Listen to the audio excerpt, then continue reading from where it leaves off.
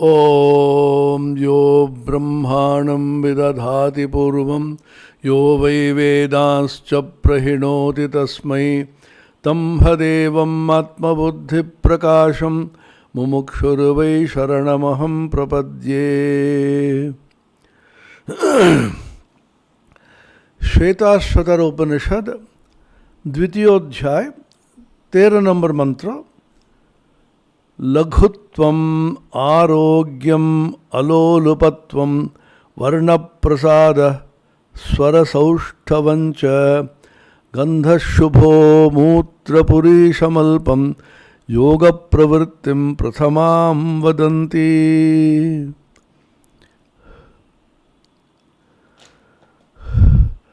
এই মন্ত্রতে বলেছেন যোগের পথে অনেক উন্নতি লাভ করেছেন তাদের কি কি হতে পারে। তার আগের মন্ত্রতে পঞ্চাত্মিকে যোগ গুণে প্রবৃত্তে কথাটা দেখলাম আমরা।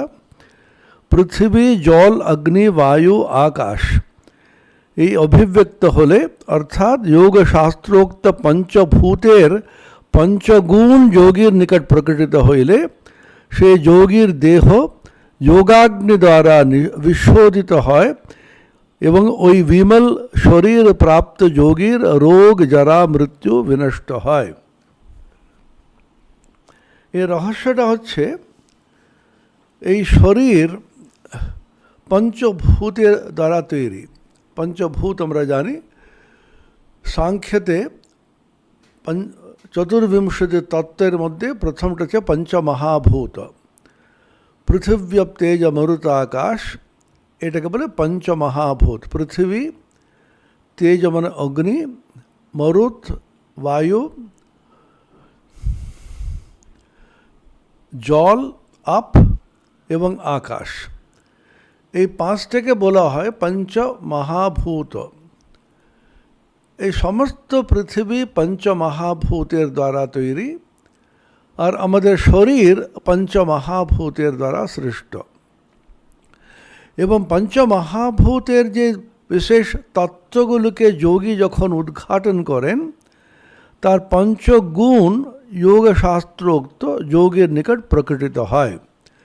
এই পঞ্চগুণটা কি এখানে ব্যাখ্যা দিয়েছেন স্বামী গম্ভীরানন্দজির উপনিষদ গ্রন্থাবলীর পাদটিকা থেকে আমি পাঠ করছি। যোগের প্রবৃত্তি 5 প্রকার হয়। নির্বিষয়া, স্পর্শবতী, জ্যোতিষ্মতী, তরলাকারা ও স্থূলাকারা। যোগের উন্নতি অনুযায়ী চিত্তবৃত্তি সূক্ষ্মতর হয়। চিত্তবৃত্তি নিরোধ করা যোগের প্রক্রিয়া। যোগশ্চিত্তবৃত্তি নিরোধ পতঞ্জলি বলেছেন যোগের যে সংজ্ঞা দিতে গিয়ে। যোগের যে উন্নতি অনুযায়ী চিত্তবৃত্তি সূক্ষ্মতর সূক্ষ্মতম হয়। স্থূলাকারা যখন উনি পৃথিবী তত্ত্বের মধ্যে রয়েছেন তখন স্থূলাকারা, তরলাকারা জল তত্ত্ব, আপ তত্ত্ব, জ্যোতিষ্মতী যখন উনি অগ্নিতত্ত্বের নিবিষ্ট হয়ে আছেন, স্পর্শবতী বায়ুতত্ত্ব আর নির্বিষয়া আকাশতত্ত্ব। পৃথিব্যাপ তেজ মরুত আকাশ সেই পঞ্চমহাভূতের যে বিভিন্ন তত্ত্বগুলো আছে সেই তত্ত্বগুলির অন্তর্নিহিত সূক্ষ্মতর তত্ত্বগুলি যখন উদ্ঘাটন হয় তখন তিনি নির্বিষয়া, স্পর্শবতী, জ্যোতিষ্মতী, তরলাকারা ও স্থূলাকারা এই 5টি প্রবৃত্তি যোগীর হয়। আরেকটি ব্যাখ্যা এখানে দিয়েছেন ব্রহ্মসূত্র 1.3.33। এখান থেকে রত্নপ্রভা ও আনন্দগিরি দুজন টিকাকার। ব্রহ্মসূত্র হচ্ছে আপনারা জানেন বেদব্যাসের দ্বারা রচিত বেদান্ত সূত্র। বেদান্তের বিভিন্ন রকম বাক্য রয়েছে উপনিষদের মধ্যে। বেদান্ত মানে উপনিষদ।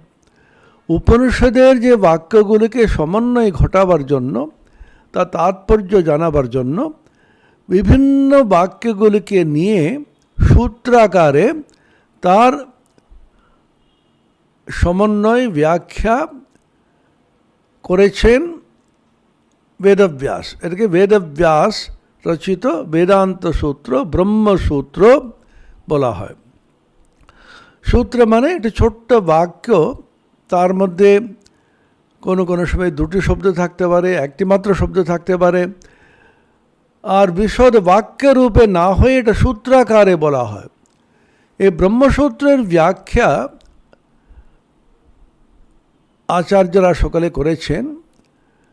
আচার্য পদবী লাভ করতে গেলে ব্রহ্মসূত্র ব্যাখ্যা অবশ্যই কর্তব্য। ভগবান ভাষ্যকার শঙ্করাচার্য তার অদ্বৈত বেদান্তের মতে ব্যাখ্যা দিয়েছেন, তার ভাষ্য বলা হয় ব্রহ্মসূত্র ভাষ্য। ভগবান ভাষ্যকার রামানুজাচার্য তার বিশিষ্টাদ্বৈত মতে ব্যাখ্যা করেছেন, ভাষ্য লিখেছেন। ভগবান ভাষ্যকার মধ্বাচার্য তিনি দ্বৈত মতে তার ব্যাখ্যা লিখেছেন। প্রত্যেকে কিন্তু উপলব্ধিমান, ভগবৎ সত্তায় সত্যান্বিত এবং আচার্য। বিভিন্ন মানুষের রুচি অনুসারে দ্বৈত, বিশিষ্টাদ্বৈত, অদ্বৈত তার উন্নতি, গতি, সূক্ষ্মতর স্বভাব অনুযায়ী তার উপলব্ধি হয়, সেই জন্য বিভিন্ন রকম ব্যাখ্যা করা হয়। ঠাকুর শ্রীরামকৃষ্ণ বলতেন, হনুমান মহাবীর শ্রীরামচন্দ্রের দ্বারা জিজ্ঞাসিত হয়ে বলেছিলেন, তোমার সঙ্গে আমার সম্পর্কটা কীরকম আমাকে দেখছো? তার উত্তরে নাকি হনুমানকে বলেছিলেন, আমার দেহবুদ্ধি যখন থাকে আমি তোমাকে প্রভু, আমি দাস বলে মনে করি। জীববুদ্ধি যখন থাকে আমি তোমারই অংশ। আর আত্মবুদ্ধি যখন থাকে আমি বুঝতে পারি আমি তুমি, তুমি আমি। দেহবুদ্ধ্যাৎ দাসোহম জীববুদ্ধ্যাৎ ত্বদংশকঃ আত্মবুদ্ধ্যাৎ ত্বমেবাহম ইতি মে নিশ্চিতা মতিঃ। ঠাকুরের খুব প্রিয় একটি বাক্য ছিল এটা। যখন দেহবুদ্ধি থাকে তখন দ্বৈত অবলম্বন করে আমরা চলতে হবে। আমি দাস, তিনি প্রভু। আমি চিরতরে তার সঙ্গে যুক্ত। আর যখন জীববুদ্ধি থাকে তখন তারই অংশরূপে আমাদের মনে হয় তিনি বিশাল বড় আগুন যদি হন, আমি এটা স্ফুলিঙ্গ, তিনি এটা বৃহৎ চৈতন্য, আমি এটা ক্ষুদ্র চৈতন্য। আর আত্মবুদ্ধি যখন থাকে তখন চৈতন্য স্বরূপ একই বস্তু, অদ্বিতীয়, এবং জীব চৈতন্য আর ঈশ্বর চৈতন্য দুটোর কোনো পার্থক্য নেই, যদি জীবের জীবত্ব এবং ঈশ্বরের ঈশ্বরত্ব বাদ দেওয়া হয়। এটাকে ভাগ লক্ষণা বলা হয় বেদান্তের মধ্যে। ভাগ লক্ষণা মানে একটি ভাগকে ত্যাগ করে অন্য ভাগকে গ্রহণ করা। অর্থাৎ জীবের মধ্যে জীবত্ব রয়েছে, চৈতন্য রয়েছে। ঈশ্বরের চৈতন্যের মধ্যে ঈশ্বরত্ব আছে, চৈতন্য রয়েছে। ঈশ্বরত্ব বলতে ঈশ্বরের যে উপাধি, ব্রহ্মের ঈশ্বরত্ব প্রাপ্তি কিভাবে হয়? ঈশ্বরের যে উপাধি, অর্থাৎ তিনি মহিমা, জ্ঞান, ঐশ্বর্য, বীর্য, বল, ষড়ভগ বলা, ভগবান বলা হয়। সম্পূর্ণ সম্পন্ন, তিনি সর্বব্যাপী, তিনি সর্বজ্ঞ, তিনি সর্বশক্তিমান ইত্যাদি বিভিন্ন রকম উপাধি সম্পন্ন ব্রহ্মকে ঈশ্বর বলি আমরা। সেই উপাধিগুলো মুক্ত হয়ে শুধু চৈতন্যকে কিন্তু আমরা আলাদা করি, পৃথক করি। আর জীব চৈতন্যের মধ্যে জীবের মধ্যে আছে অল্পজ্ঞত্ব, উনি অল্পই জানেন, সীমিত, ক্ষুদ্র, এই সমস্তগুলোকে বাদ দিলে শুধু চৈতন্য যদি রয়েছে, তাহলে জীবের জীবত্ব এবং ঈশ্বরের ঈশ্বরত্ব উপাধি যদি আমরা পৃথক করে ভাগ করে শুধুমাত্র চৈতন্যকে যদি রাখি, তাহলে জীব চৈতন্যের মধ্যে জীবত্ব বাদ দিলে চৈতন্য রয়েছে, ঈশ্বর চৈতন্য থেকে ঈশ্বরত্ব উপাধি বাদ দিলে চৈতন্য রয়েছে। এই চৈতন্য ওর চৈতন্য দুটোই কিন্তু একই বস্তু। এটাকে ভাগ লক্ষণা, জহল অজহল লক্ষণা বলা হয়। একটি ভাগকে নিয়ে আর একটি ভাগকে ত্যাগ করা। ঈশ্বরের চৈতন্যের মধ্যে ঈশ্বরত্ব উপাধির ভাগটা বাদ দেওয়া হলো, চৈতন্যকে রাখা হলো। জহৎ অজহৎ, জহৎ মানে ত্যাগ করা, অজহৎ মানে রাখা। কোনটাকে বাদ দেওয়া হয়েছে? ঈশ্বরের ঈশ্বরত্ব উপাধি বাদ দেওয়া হয়েছে, চৈতন্যকে কিন্তু রাখা হয়েছে। অর্থাৎ ঈশ্বরত্ব উপাধি হচ্ছে জহৎ, আর চৈতন্য ভাগটা হচ্ছে অজহৎ। আর জীব চৈতন্যের মধ্যে জীবত্ব উপাধি বাদ দেওয়া হয়েছে, আর এটা হচ্ছে জহৎ। আর চৈতন্য উপাধি, চৈতন্য উপাধি না, চৈতন্য বস্তু, সেটাকে বাদ দেওয়া হচ্ছে না, অজহৎ। সেই জন্য জহল অজহল লক্ষণা অথবা ভাগ লক্ষণা। ভাগ লক্ষণা দিয়ে তৎত্বমসি মহাবাক্য বিচার বেদান্তীরা করেন। বেদান্তে বলছেন তৎ মানে সেই ব্রহ্মচৈতন্য, ত্বম মানে এই জীব চৈতন্য। এই দুটো কিন্তু এক কী করে হবে? তৎত্বম আসি, হে জীব তুমি সেই ব্রহ্মবস্তু। এটা উপদেশ বাক্য বলা হয়। গুরু উপদেশ দিচ্ছেন শিষ্যকে, হে শিষ্য তুই সেই পরব্রহ্ম। তখন শিষ্য ভাবছে আমি কি করে ব্রহ্ম হতে পারি? আমি তো অল্পজ্ঞ, আমি তো সীমিত, আমি ক্ষুদ্র। অথচ ঈশ্বর হচ্ছেন বৃহৎ, সর্বজ্ঞ, সর্বশক্তিমান, সর্বব্যাপী। দুটো কী করে হয়? তখন ভাবতে ভাবতে এটা প্রক্রিয়া অবলম্বন করেন, তার নাম হচ্ছে ভাগ লক্ষণা প্রক্রিয়া, জহল অজহল লক্ষণা প্রক্রিয়া। ওটা কি? আমি জীব অথচ আমি চৈতন্য বস্তু। আমি সীমিত কেন বোধ করছি? জীবত্ব উপাধির দ্বারা আমি সীমিত হয়ে আছি। আমার শরীর, আমার মন, আমার বুদ্ধি, আমার অহংকার, এই জীব নিজেকে ক্ষুদ্র, অল্পজ্ঞ, সীমিত ইত্যাদি মনে করে উপাধির দ্বারা সীমিত হয়ে যাচ্ছে।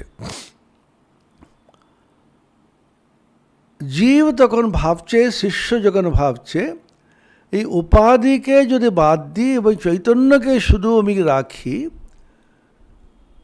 চৈতন্যের উপরে শুধু নজর দিই এবং ঈশ্বরের মধ্যে ঈশ্বরত্ব উপাধি সব বাদ দিয়ে শুধু চৈতন্য মাত্র অবশিষ্ট যদি থাকে, জীব চৈতন্য আর ঈশ্বর চৈতন্য দুটি এক বস্তু বলে আমি কিন্তু বোধ হবে। অর্থাৎ চৈতন্য রূপে দুটি কিন্তু এক, জীবত্ব এবং ঈশ্বরত্ব রূপে দুটি কিন্তু ভিন্ন বস্তু। উপাধি যেহেতু মিথ্যা, আরোপিত মাত্র। যেমন আমি জামা পরে আছি, জামা কিন্তু আমি নই। সেরকম দেহ আমি পরে আছি, মন কিন্তু আমি পরে আছি, বুদ্ধি আমি পরে আছি, অহংকার আমি পরে আছি, অন্নময়, প্রাণময়, মনোময়, বিজ্ঞানময়, আনন্দময়, এই সমস্ত কোষ আমি শুধুমাত্র পরনের মধ্যে আছে। এই কোষের অন্তরে সূক্ষ্মতম প্রদেশে রয়েছেন সেই চৈতন্য বস্তু। সেই জন্য চৈতন্য রূপে দুটি এক। সেই জন্য বলছেন এখানে ব্রহ্মসূত্র তার তিন রকমের ভাষ্য ব্যাখ্যা আছে। অদ্বৈত মতে করেছেন শঙ্করাচার্য, বিশিষ্টাদ্বৈত মতে রামানুজাচার্য, আর দ্বৈত মতে মধ্বাচার্য।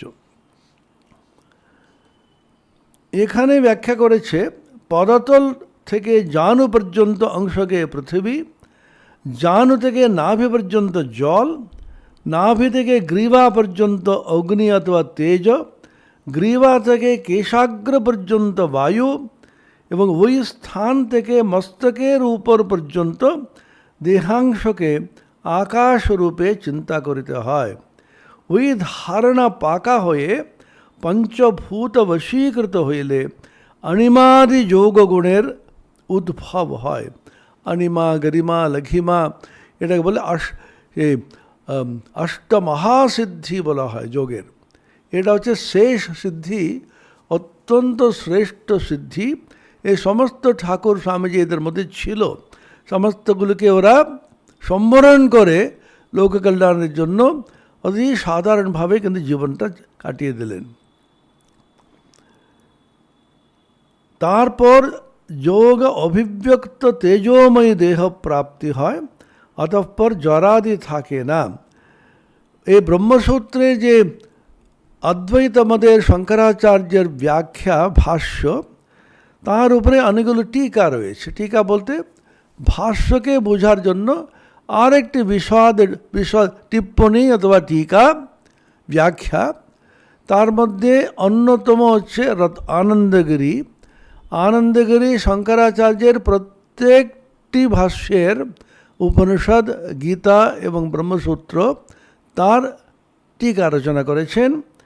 এবং আরেকজন রত্নপ্রভা, সেটা বিখ্যাত একটি টিকা, রত্নপ্রভা টিকা এবং আনন্দগিরি টিকাতে ব্রহ্মসূত্রের 1:3-33 এটা বলা হয়েছে।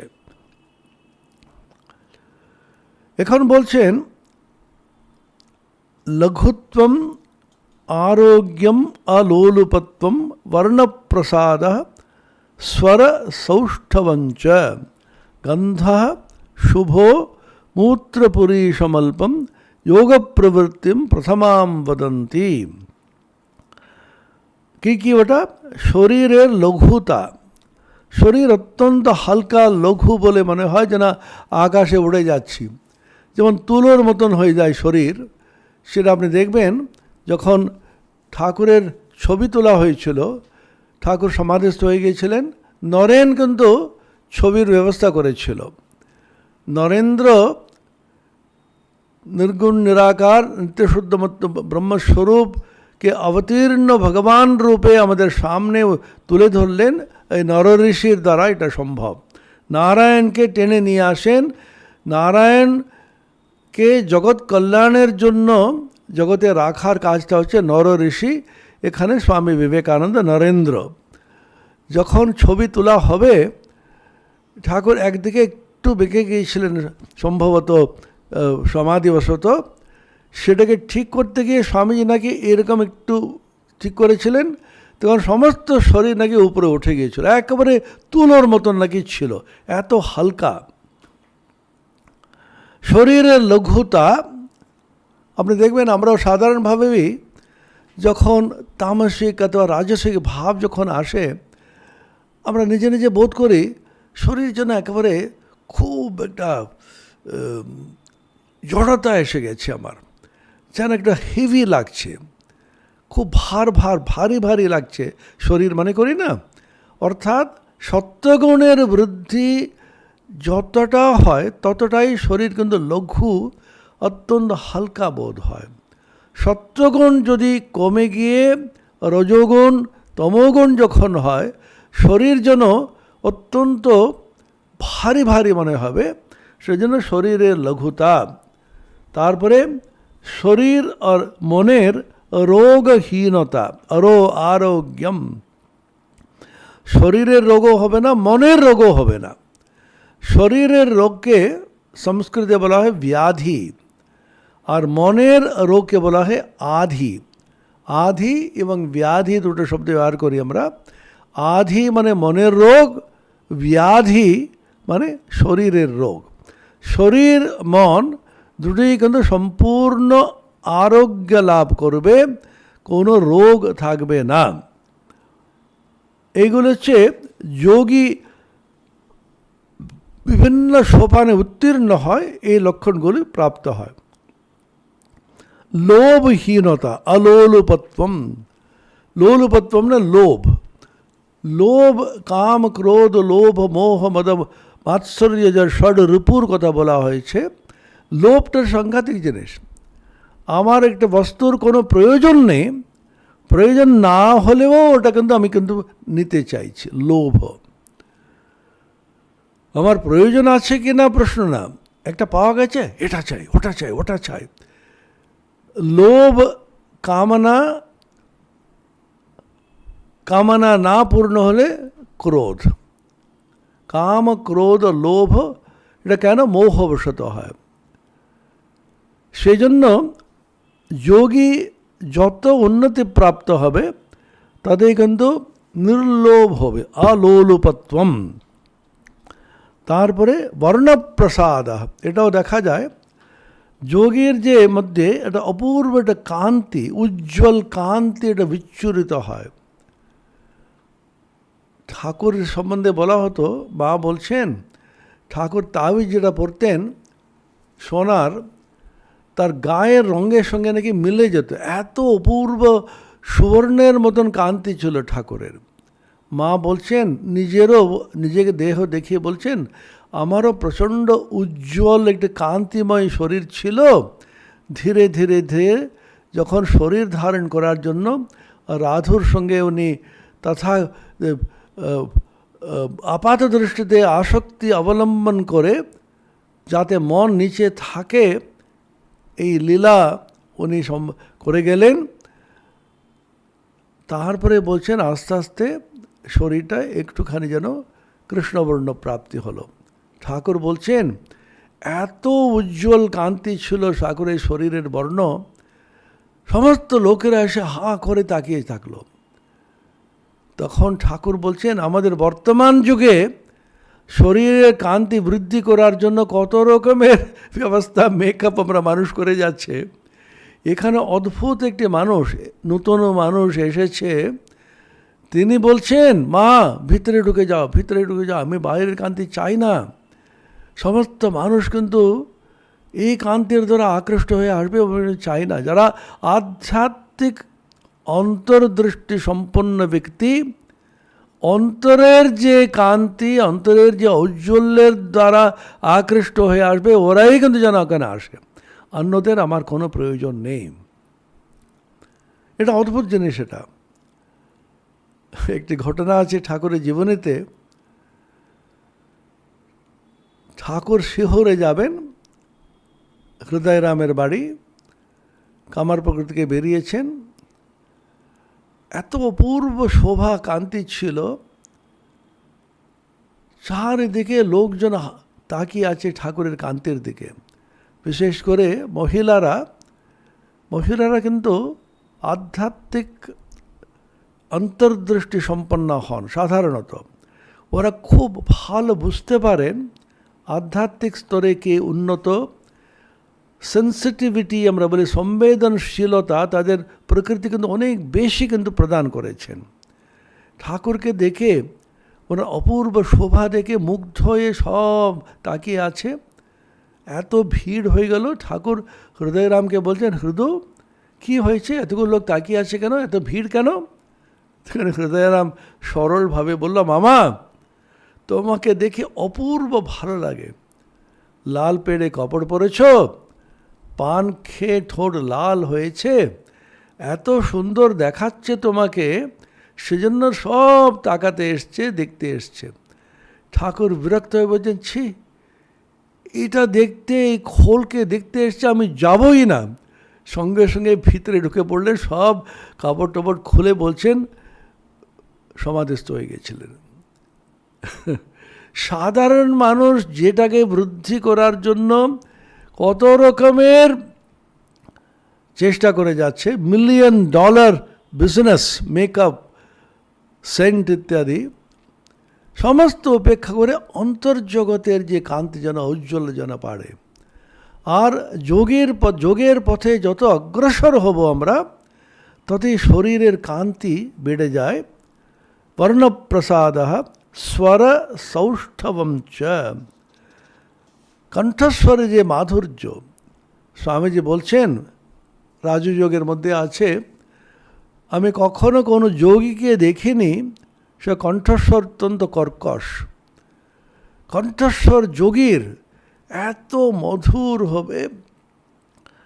ঠাকুরের সম্বন্ধে, স্বামীজির সম্বন্ধে বলা হয় বীণা নিনন্দিত কণ্ঠ।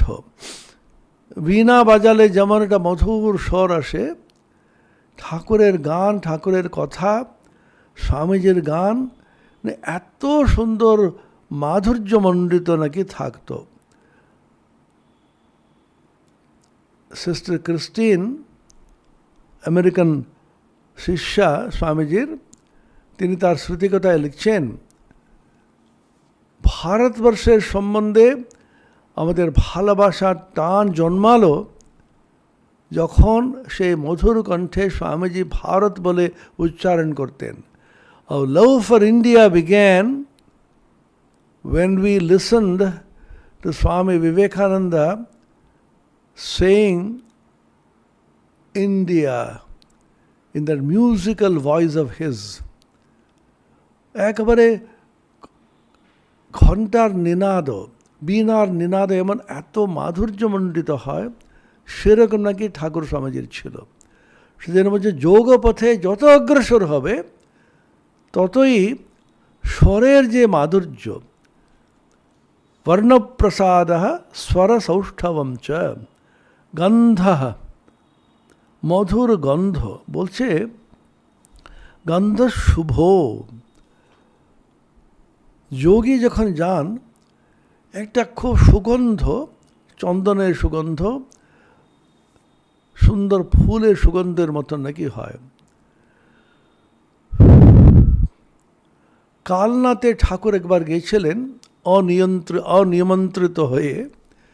ভগবান দাস বাবাজি খুব উন্নত শুদ্ধ মহাপুরুষ, হরিনাম করেন, সেটা শুনে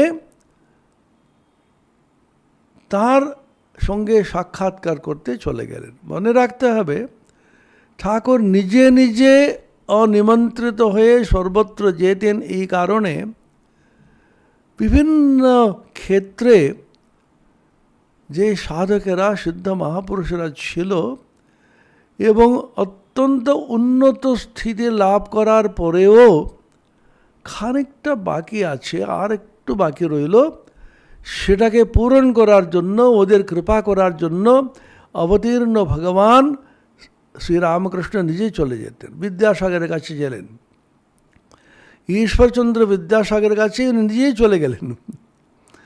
মাস্টারমশাই বিদ্যাসাগরের স্কুলে পড়ান, উনি বলছেন তুমি আমাকে নিয়ে যাবে বিদ্যাসাগরের কাছে। বিদ্যাসাগরের যে দয়া, ওনার যে পাণ্ডিত্য, ওনার যে নিরভিমানতা, সব দেখে মুগ্ধ হয়ে উনি বলছেন নিজেই চলে এসেছি। কারণ বলছেন ঠাকুর নিজে, ভিতরে সোনা চাপা আছে কিন্তু খবর নেই। অর্থাৎ অন্তরে পুরো সোনা হয়ে গেছেন ইনি, কিন্তু বাইরে যেন সূক্ষ্ম একটি আবরণ রয়েছে। সেই আবরণকে ভেদ করে বিদ্যাসাগরের মধ্যে যে আধ্যাত্মিক সম্পদ, স্বর্ণময় সম্পদ রয়েছে, সেটাকে উদ্ঘাটন করার জন্য অবতীর্ণ ভগবান ওখানে চলে গেলেন। কালনাতে ভগবান দাস বাবাজি অত্যন্ত উন্নত সাধক সিদ্ধ মহাপুরুষ, কিন্তু কোথায় যেন সামান্য একটি রয়ে গেল। ওখানে গিয়ে ওনার যে ছোট্ট একটু অহমবোধকে চূর্ণ করে এলেন। ভগবান হচ্ছেন দর্পহারী। যেখানে সামান্য দর্প থাকবে, দর্পকে তিনি হরণ করেন, দর্পকে ধ্বংস করে তিনি উদ্ধার করান।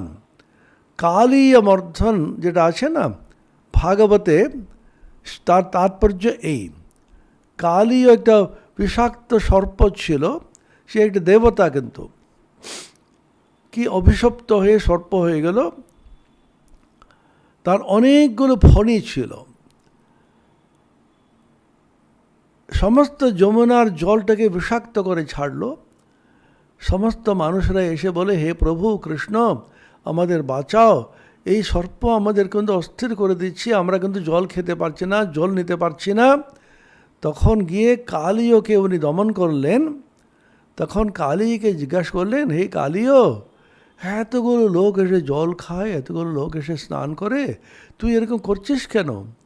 তখন কালীয় দেবতা রূপটা ধারণ করে নাকি বলেছিল, প্রভু আমি তোমাকে যা আছে তুমি দিয়েছ সেটা দিয়ে তোমাকে কিন্তু নিবেদন করে পুজো করতে চাইছি, কিন্তু কি করব, আমাকে কি অমৃত দিয়েছ যাতে অমৃত দিয়ে তোমাকে পুজো করব?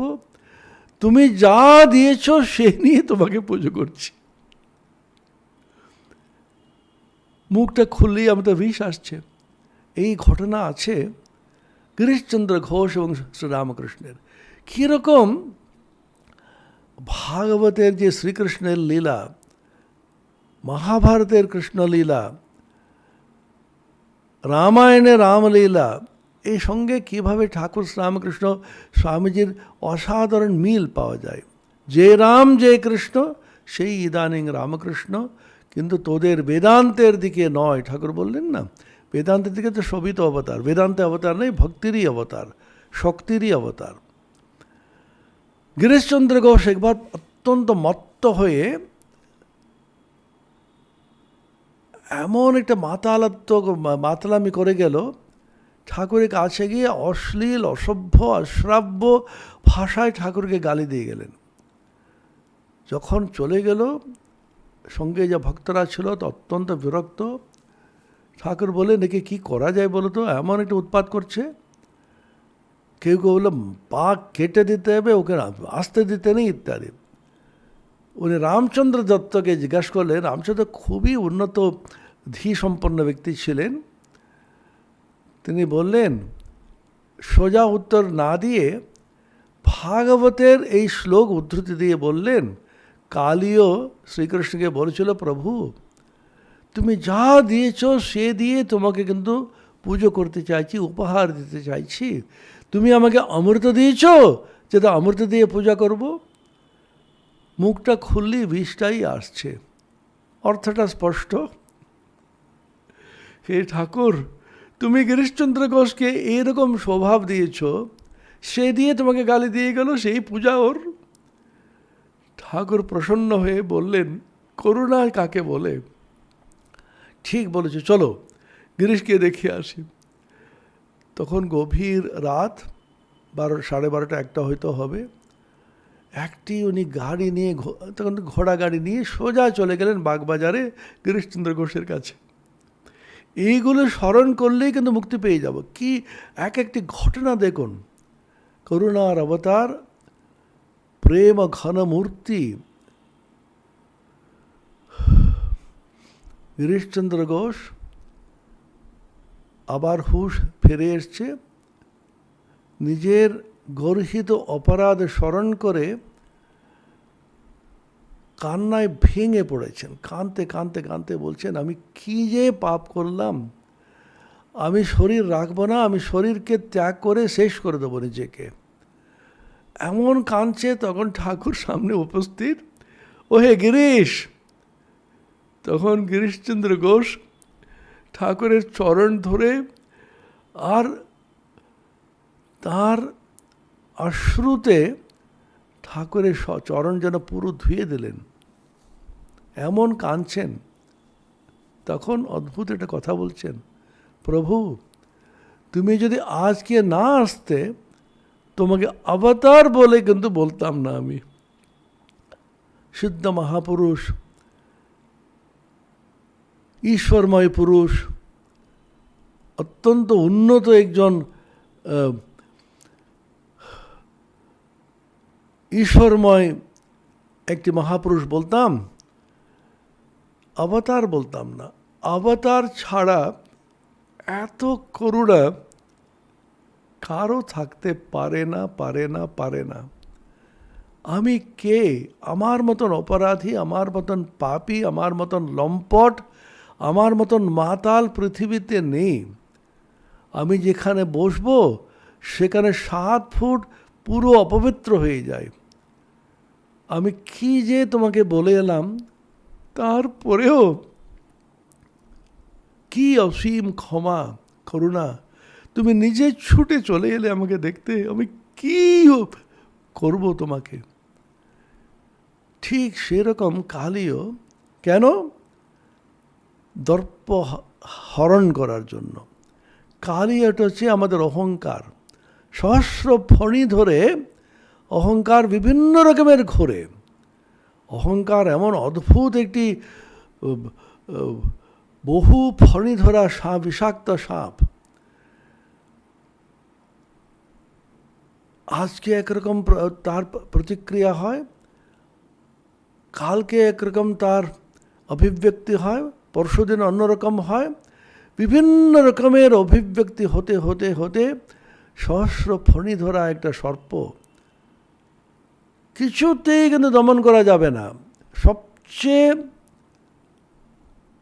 ভয়াবহ অহংকার, আমার কোনো অহংকার নেই, আমি নিরীহ, আমি শান্ত, আমি নিরহংকার, আর আমি আধ্যাত্মিক মহাপুরুষ, আমি সন্ন্যাসী, আমি ঈশ্বরীয় পুরুষ, I am a holy man, আমি সাধু। সে অদ্ভুত অহংকার। শ্রী শ্রী মা শারদা বলতেন সরলভাবে, নিজের সাদা কাপড় দেখিয়ে বলতেন, মা সাদা কাপড়ই ভালো, গেরুয়া পরলে অহংকার হয়। যে কোনো জিনিসে বিদ্যার অহংকার, আমি এটা ডিগ্রি প্রাপ্ত করেছি। লেখার অহংকার, আমি বড় লেখক।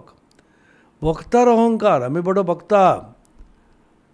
রূপের অহংকার, আমি দেখতে ভালো, আমি ভালো পুজো করতে পারি, আমি ভালো গান করতে পারি, আমি ভালো বক্তৃতা দিতে পারি, আমি কিন্তু অসাধারণ লিখতে পারি। আর আমি আধ্যাত্মিক জগতে অনেক উন্নতি লাভ করেছি, আরেকটি অহংকার। সেজন্য মহাভারতে, ভাগবতে কত রকম গল্পের ছলে আমাদের বুঝিয়েছে। মহাভারতের বিখ্যাত গল্প আছে না, ধর্মব্যাধের গল্প। এই ধর্মব্যাধ একজন মাংস বিক্রেতা,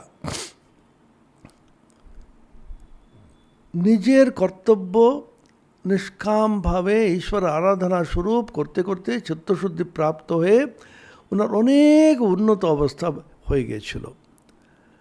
একজন সাধু যোগী ছিলেন, তিনি একটা তরুতলে গভীর ধ্যানরত করতে করতে করতে করতে অনেক যোগের শক্তি তার মধ্যে জন্মেছে, তিনি নিজেই বুঝতে পারেননি। একদিন উনি গভীরভাবে ধ্যানরত, উপরে একটি কাক বার ডাকতে ডাকতে ওকে বিরক্ত করে ছাড়ছে, কা খা খা খা। ওর ধ্যানে কিন্তু বিঘ্ন ঘটছে। আমাদেরও একটু সামান্য দূরে শব্দ হলো, আর কোনো বাচ্চাটি কাঁদলো, কেউ কিছু কথা বললো, এই কথা বলবেন না তো, বাচ্চাটাকে থামান, আমি ধ্যান করছি। আরে বাচ্চাটা কি জানে বাবা, করুক না। দূরে কোথাও কিন্তু শব্দ হচ্ছে, তাতে আমার কি হয়ে গেছে? সেজন্য ভগবদ্গীতাতে আছে, স্পর্শান কৃত্বা বহির্বাহ্যান চক্ষুশ্চৈবান্তরে ভ্রুবোঃ। খুব অদ্ভুত শ্লোক।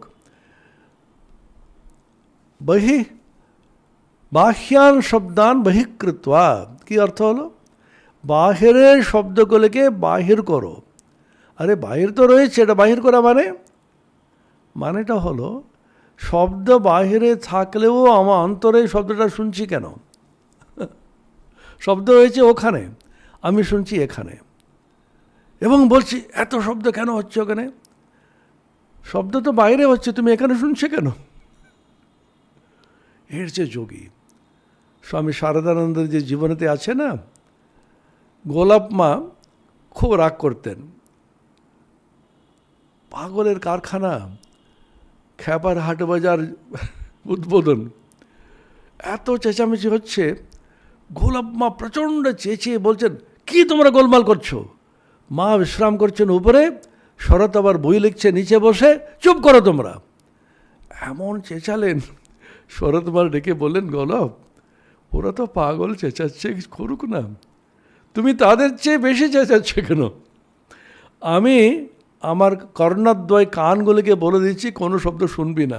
আমি কোনো শব্দ শুনতেই পাচ্ছি না, বাইরের শব্দগুলোকে বাইরে থাকতে দাও। এখন কাকের শব্দতে অস্থির হয়ে গেল। এই যোগী ক্রুদ্ধ হয়ে ওইদিকে তাকালো। যে মুহূর্তে কাকের দিকে দৃষ্টিপাত করলো, কাক ভস্ম হয়ে নিচে পড়ে গেল, ভস্মীভূত হয়েছে। আর যোগীর একটা বাবা, আমার এত শক্তি! আমি ক্রুদ্ধ হয়ে এটা কাকের দিকে তাকালাম, কাক সঙ্গে সঙ্গে ভস্মীভূত হয়ে গেল। বাহ, আমার তো যোগের শক্তি হয়েছে, যোগ বলে বলান্বিত হয়েছি, আমি অনেক উন্নতি লাভ করেছি। অহংকার। আধ্যাত্মিক পথের উন্নতি হচ্ছে সবচেয়ে বেশি অহংকার। আমি কিছু জানি না প্রভু, আমি সাধারণ, আমি কিছু বুঝি না, আমি শরণাগত, তুমি আমাকে কৃপা করো, সে বেঁচে গেল। যারা বেশি ধ্যান করে, বেশি জপ করে, আমি যেন কারোর সঙ্গে কথা বলি না, আমি চুপচাপ নিজে ধ্যান করতে থাকি, আমার মধ্যে এটা শক্তি এসে গেছে, অবশ্যই আসতে পারে, কিন্তু অহংকারটা শেষ করে দেবে ওটা। আমাদের সকলেরই এটা সতর্কবাণী এই গল্পটা। আশ্রমের মধ্যে সন্ন্যাসী যারা রয়েছেন, যোগী যারা রয়েছেন, যারা সাধক সাধিকা রয়েছেন, প্রত্যেকের পক্ষে খবরদার, অহংকারটা শেষ করে দেবে তোমাকে। ভিক্ষা করতে গেছে যোগী, যখন বুঝে নিল আমার এত শক্তি আছে, একটা বাড়িতে গিয়ে ভবতি ভিক্ষান দেহি নারায়ণ হরি নারায়ণ হরি নারায়ণ হরি, এটা হচ্ছে সন্ন্যাসীরা বলে। তা মানে বাইরে থেকে গৃহস্থ বাড়িতে যারা আছেন, মা বোনেরা যারা আছেন, তা গৃহস্থ যারা আছেন এসে ভিক্ষা দেবেন। বারবার ডাকছে, কোনো সাড়া শব্দ পাচ্ছে না। ভিতর থেকে একজন মহিলা গৃহবধূ বলছেন, মহাত্মাজি থোড়া ঠহরিয়ে, একটু দাঁড়ান বাবা, সাধু বাবা, আমি স্বামীর সেবা করছি, এক্ষুনি আসছি। তখন খুব রাগ হলো, এই সাধারণ গৃহ মহিলা আমাকে অপেক্ষা করাচ্ছে, জানে না আমার কি শক্তি, এইমাত্র কাককে পুড়িয়ে এসছি। তখন ভিতর থেকে আরেকটা শব্দ এলো, সাধু বাবা, আমি সেই কাক নই, আমাকে তুমি কিচ্ছু করতে পারবে না। অবাক হয়ে জানলো কি করে? নিজের কর্তব্য অত্যন্ত নিষ্ঠার সঙ্গে ঈশ্বরার্পণ বুদ্ধিতে করলে আপনা আপনি যোগের শক্তি আসবে। যখন ভিক্ষা দিয়ে বলল, মা তুমি কি করে জানলে বলো তো? আরও যদি জানতে চাও তখন ধর্মব্যাধ বলে একজন আছে, ওর কাছে যাবে, তখন বুঝতে পারবে। খুঁজে খুঁজে গেল একটা গ্রামে ধর্মব্যাধকে, তখন বললো মাংস বিক্রেতা একজন, ওর নাম হচ্ছে ধর্মব্যাধ। চারিদিকে রক্ত মাংসের গন্ধ, এত রাগ হলো, এখানে পাঠালো।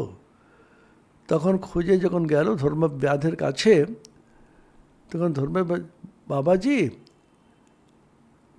কেন এত রাগ তোমার? ওই মহিলা তোমাকে পাঠিয়েছো তো, একটু দাঁড়াও, আমি এটা কাজটা শেষ করি। কর্তব্য, নিষ্কাম কর্মযোগ ঈশ্বরার্পণ বুদ্ধিতে করলে সেটা ধ্যান জপ পাঠ তার চেয়ে অনেক বেশি শ্রেষ্ঠতর। ভগবান ভগবদ্গীতাতে বলেছেন, সাংখ্যযোগো পৃথক বালা প্রবদন্তি না পণ্ডিতা একমপ্যাস্থিত সম্যক উভয়োর্বিন্দতে ফলম। সাংখ্য এবং যোগ দুটি পৃথক বলে যারা বলে, তারা কিছু জানে না। জ্ঞান এবং কর্মযোগ দুটি কিন্তু একই বস্তু, একই ফল কিন্তু তাতে হয়। বিভিন্ন রকম ব্যাখ্যা আছে, শঙ্করাচার্য প্রভৃতি করেছেন। এইটা হচ্ছে ধর্মব্যাধের গল্প। যে মুহূর্তে তোমার অহংকার এসে যাবে তখন কিছু করে। দর্পহারী, তিনি কালিয়া মর্দন করলেন, কালিয়া বিভিন্ন রকমের রূপ দিয়ে নিজেকে দেখাচ্ছে। সেজন্য এখানে বলছেন, তাঁর শরীর থেকে অদ্ভুত একটা সুগন্ধ আসে। ঠাকুর শ্রীরামকৃষ্ণ নিজে নিজে ছুটে ছুটে কেন গেলেন? উন্নত মানুষকে উন্নততর করার জন্য, উন্নততম করে সবচেয়ে শ্রেষ্ঠতম উপলব্ধি করাবার জন্য। ভগবান দাস বাবাজির কাছে গেছেন কালনাতে। যেই মুহূর্তে তিনি প্রবেশ করছেন,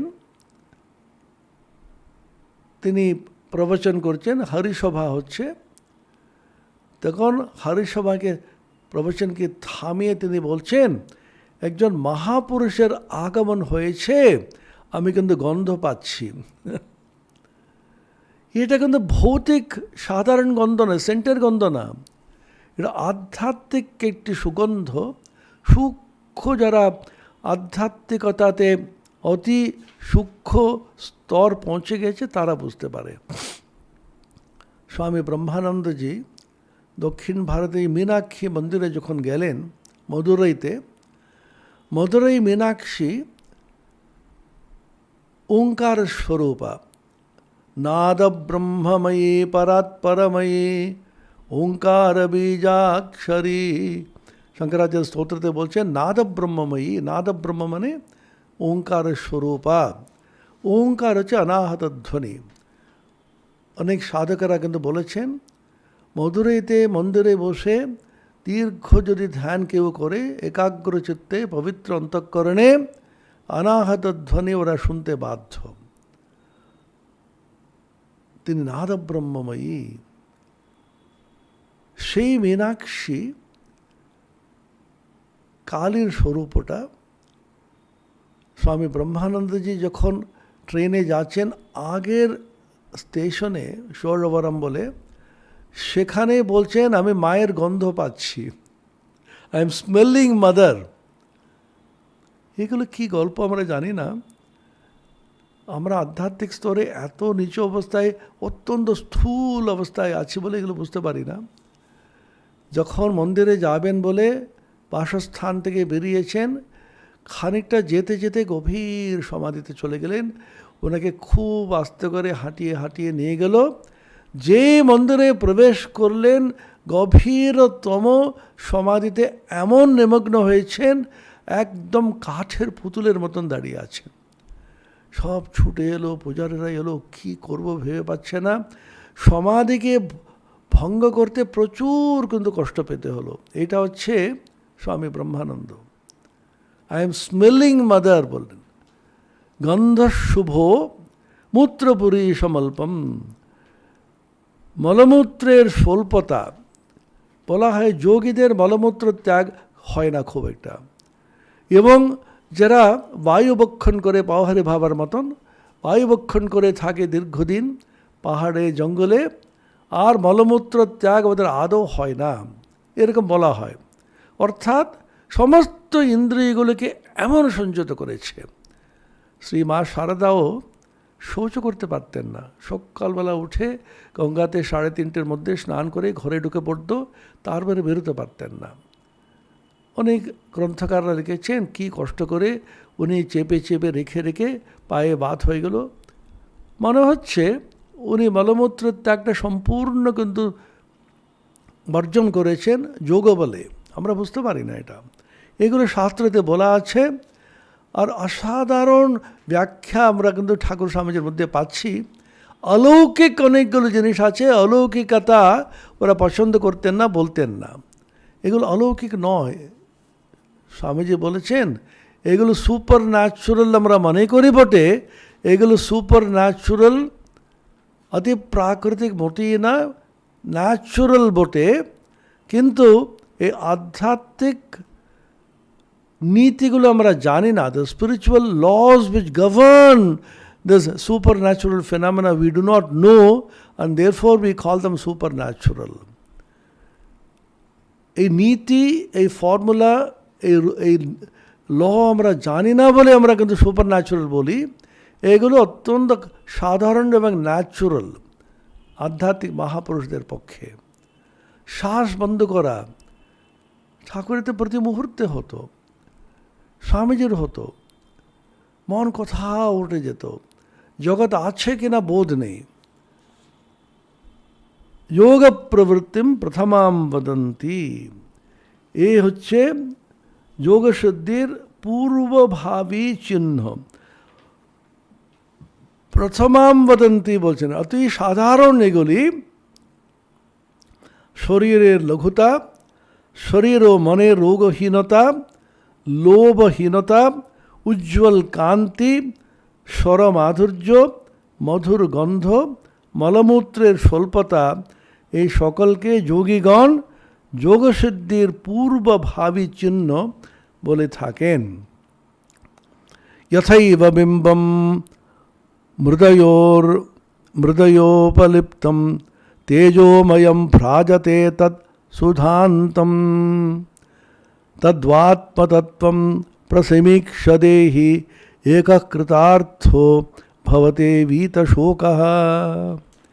मृदया बिंबम उपलिप्तम तद सुधांतम यथा तेजोमयम भ्राजते। मृत्तिकार द्वारा স্বর্ণাদি পিণ্ড মলিনীকৃত হয়েছে, সেটাই ভালো করে সুধৌতম অগ্নি প্রভৃতির দ্বারা বিশোধিত শুদ্ধ যখন করে দেওয়া হয়, যেরকম তেজোময়ম সমুজ্জ্বল রূপে পুনরায় দীপ্তি প্রাপ্ত হয়, ঠিক সেই রূপ তদ্বা আত্মতত্ত্বম, সেই আত্মতত্ত্বকে প্রসমীক্ষ্য সাক্ষাৎ করে দেহি যোগী একঃ কৃতার্থः पीतशोकः भवते। অদ্বিতীয় পরমাত্মার সহিত অভিন্নতা উপলব্ধি করে কৃতকৃত্য হয়ে সমস্ত দুঃখ থেকে মুক্ত হয়ে কৃতকৃতার্থ হন। যোগসূত্র 4:29-33। যে সুবর্ণাদি পিণ্ড পূর্বে মৃত্তিকা দ্বারা মলিনীকৃত হয়েছে, সেটাই অগ্ন্যাদি দ্বারা বিশোধিত হলে যেমন সমুজ্জ্বল রূপে দীপ্তি পায়, ঠিক তেমনি সে আত্মতত্ত্বের সাক্ষাৎকার হলে যোগী পরমাত্মার সহিত অভিন্ন কৃতকৃতার্থ ও সর্বদুঃখ থেকে মুক্ত হন। বারংবার এই কথাগুলো বলছেন, শুদ্ধি শুদ্ধি শুদ্ধি, ভাব সংশুদ্ধি। গীতাতে বলা আছে শরীর শুদ্ধি, মনের শুদ্ধি। সেজন্য বিরজোহম মন্ত্র সন্ন্যাসের আগে প্রতি মুহূর্তে শুদ্ধন্তাম জ্যোতিরহম বিরজা বিপাপ মা ভূয়াসজ্ঞ স্বাহা। আমি যেন শুদ্ধ হয়ে জ্যোতিস্বরূপ বলে নিজেকে জানতে পারি। আমাদের আধ্যাত্মিক পথে একমাত্র কর্তব্য প্রথমের দিকে বারংবার শুদ্ধ করা। শরীরকে শুদ্ধ করো, মনকে শুদ্ধ করো। মনের মধ্যে কাম, ক্রোধ, লোভ, মোহ, মদ, মাৎসর্য, রাগ, দ্বেষ, অহংকার, সমস্ত ভাবনাগুলিকে দূর করে শুদ্ধ করো। শরীরকে শুদ্ধ করো, মনকে শুদ্ধ করো, অন্তঃকরণকে শুদ্ধ করো, বুদ্ধিকে শুদ্ধ করো। শুদ্ধ করতে করতে করতে अन्नमय प्राणमय मनोमय विज्ञानमय आनंदमय आत्मा में शुद्धंताम ज्योतिरहम विरजा विपाप्मा भूयासज्ञ स्वाहा। आत्मा में शुद्धंताम ज्योतिरहम विरजा विपाप्मा भूयासज्ञ स्वाहा। अंतरात्मा में शुद्धंताम ज्योतिरहम विरजा विपाप्मा भूयासज्ञ स्वाहा। परमात्मा में शुद्धंताम ज्योतिरहम विरजा विपाप्मा भूयासज्ञ स्वाहा। अव्यक्त भावैरहंकारैर ज्योतिरहम विरजा विपाप्मा भूयासज्ञ स्वाहा। सूक्ष्म सूक्ष्मतर सूक्ष्मतम जाছে अव्यक्त भाव अहंकार। परम पूजनीय वर्तमान संघाध्यक्ष महाराज स्वामी स्मरणानंद जी আমাদের বারবার এই মন্ত্রটাকে দৃষ্টি আকর্ষণ করতেন। দেখো, অব্যক্ত অহংকার, ব্যক্ত হয় না, অনাবিষ্কৃত অহংকার বলা আছে। সায়না ভাষ্য অবলম্বন করে স্বামী বিমলানন্দ লিখছেন, অনাবিষ্কৃত, আমি নিজে আবিষ্কার করতে পারিনি, বুঝতে পারিনি। যখন মানুষের সঙ্গে কথোপকথন হয়, কথা হয়, পারস্পরিক ভাব বিনিময় হয়, তখনও বুঝতে পারি আমার মধ্যে এত অহংকার আছে। হঠাৎ করে ফস করে ফণি ধরে, সাধারণত আমরা ঝপঝান করি, চিন্তা করি, চুপচাপ থাকি, তখন যেন বিশালকে মহাপুরুষ মনে হয় নিজেকে। সাদা মানুষের সঙ্গে যখন কথা বলি, চারজনের সঙ্গে যদি মিশে থাকতে হয়, তখন কিন্তু অহংকারটা ফট করে ফণি ধরে ওঠে। মাঝে মধ্যে এমন ফণি ধরে যে কিন্তু ক্ষতি হয়ে যায়। অব্যক্ত ভাবের অহংকারে, অব্যক্ত অনাবিষ্কৃত অহংকার, তার দ্বারা মুক্ত হয়ে আমি পবিত্র হয়ে নিজেকে জ্যোতিস্বরূপ বলে যেন বুঝতে পারি। সেই জ্যোতিস্বরূপ বলে, সেই জ্যোতিস্বরূপে আত্মাতে পরমাত্মাতে আমি নিমগ্ন হয়ে কৃতকৃতার্থ যাতে হতে পারি। ওম শান্তি শান্তি শান্তি। হরি ওম তৎসৎ। শ্রীরামকৃষ্ণার্পণমস্তু।